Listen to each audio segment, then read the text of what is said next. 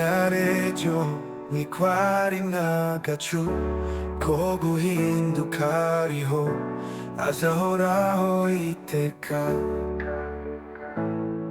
Nubwo utansubiza ubona canguza kuyiringira, kuko ntibyayikuraho ubumana bwayo. Ntabiriho ntabisaza byangura ku mwami wanjye, uko biri kose Imana ni Imana.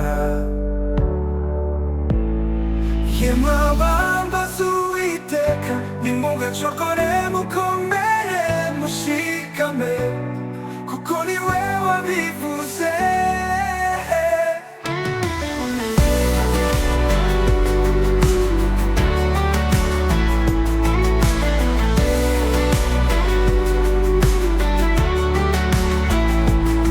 Bizahora kuba mutegereza, nta n'umwe uzigera amaramara.